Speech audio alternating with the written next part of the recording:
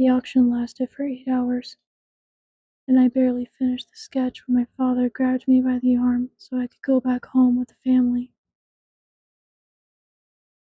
I wanted to argue, to stay for a goodbye to Thistle, but he looked annoyed already. I didn't even have time to grab the suitcase. While I was being dragged away, I saw Thistle quickly gathering the art supplies, putting them carefully in their own slots, and closed it. Don't worry, I'll hold on to it. I mouthed a thank you to her as I was shoved into the carriage. When I looked back, Thistle was gone. I just hoped she got back home safely. It wasn't a long ride home, but to me, it felt like eternity just waiting for my father's punishments. Gladly, we didn't have much confrontation. All he did was banish me in my room with nothing to do. I was in there alone for a good 3 hours when I finally realized I hadn't eaten anything all day. Luckily, one of the other maids snuck in with a plate for dinner. I could tell in her eyes that she felt pity for me. In her old and raspy voice she spoke. Hurry and eat, so I could check your injuries. If they need extra attention, I could take you to a doctor I know. I appreciated her for her care. I looked down at the plate to see steamed corned beef and cabbage. We didn't really speak during the interaction, and my injuries weren't as terrible. It was mostly just a few bruises and small cuts. After she looked me over, she took the empty plate. Nothing too serious. You'll be okay. Do you need anything else? All I wanted to know was about Thistle. Did Thistle Gwenstock get home safely? I looked up at the maid, and she looked confused. Who? I shook my head. Never mind. Thank you. I watched the maid leave, and I laid back on the mattress, using my own coat as a blanket for the rest of the night. Did you ever end up seeing Thistle again? Of course, but I wasn't able to see her again until 2 weeks later. My father had put me to work, whether it was chores, doing papers for him, running errands. I didn't even have time to think. He hoped that I would stop making art and turn into the businessman he wanted me to be. Monday through Friday, I went with my father to his banking business, and I was reading over papers, organizing, listening to my father rant about business, and going to meetings with him. It was so repetitive that I was getting depressed. The moment we got home, he made me help with dinner, clean the house with the maids, and had me clean shoes. He wanted me to know that that would be my life if I don't become a real man. On the weekends, I was so tired that I felt my body move in slow motion, while my mind was trying to get itself organized and set straight. And on the second weekend, did you finally get to see Thistle again? My father thought I learned my lesson after seeing how depressed I was. So finally, he let me go. I was so tired, but I wanted to get out of the house. So I decided to leave Saturday morning to go find that apple tree. It was a warm morning, one of the last ones before fall came to play. When I got there, the leaves had less emerald color to them and more of a rose gold tint. The trunk looked a bit more dull, and the apples were gone. I ended up falling asleep to the wind whistling through the trees at the base of the apple tree. That familiar feeling of home came back. I was at peace again. When I woke up, I felt something under my head and a hand gently brushing out tangles in my hair.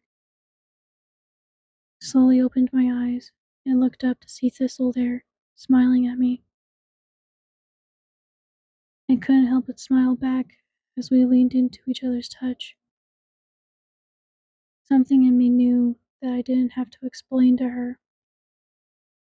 Something in her eyes made me think she already knew what kind of hell I was going through. You said that there was something in Thistle's eyes that told you she understood. Did she have to go through something similar? She never liked telling her story. She was always focused on the present. The past didn't seem to matter to her. She was always in the moment, without a single worry about what holds in the future. When did you start to care for her? Was it immediate? When she found me asleep under the apple tree, I knew in that moment she meant more than anything to me. She might as well have been the paint to my imagination. So, do you remember what happened the next time you and Thistle met?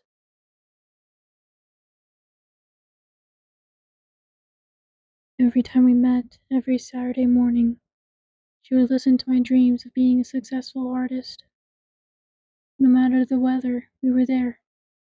Rain, snow, heat. We were there for each other. I would bring over a picnic basket every time. I would have personally made sandwiches and gathered grapes, oranges, cheese, and crackers.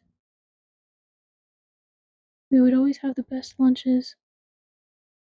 My sister did catch on a few times, asking where I was going, who the lunches were for. I always get annoyed and push past her. They had no business to know what I was doing in my free time. My main goal was to get through the week so I can see Thistle again. You mentioned your sister. Did you have a good relationship with her at all? We never got close. She was the nosy type. She wanted to know everything that I was doing when I wasn't chaperoned by my father. I knew if I told her anything, then she would tell my father, and he would be furious. Did your family ever end up finding out about Thistle? After 2 years. I was able to stay distant for 2 years. That was until my sister stalked me and found me and Thistle at the apple tree. I didn't notice her there. I was too focused on Thistle. She ended up telling my parents, and that next Saturday they took me to a doctor. They said it was just a checkup, but the doctor was asking me some weird questions. Weird questions? Like what? Very personal questions. Questions like, have you been depressed before? Are you taking any medication or on prescribed drugs? Did you hit your head at any moment in time? Did you self-harm? How are things at home? Do you have a past with any diseases? I could understand why some questions were asked, but what I didn't understand is why he was asking about my mental state. I was taken to multiple doctors that day.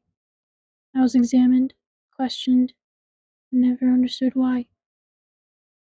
This continued almost every Saturday. When I didn't have an appointment, I would go to the apple tree and I noticed it was looking depressed. Almost as depressed as I was. Did the doctors end up diagnosing you with anything? When I got diagnosed 3 years later, I was having seizures due to a tumor in my head. I was currently in the second stage of cancer.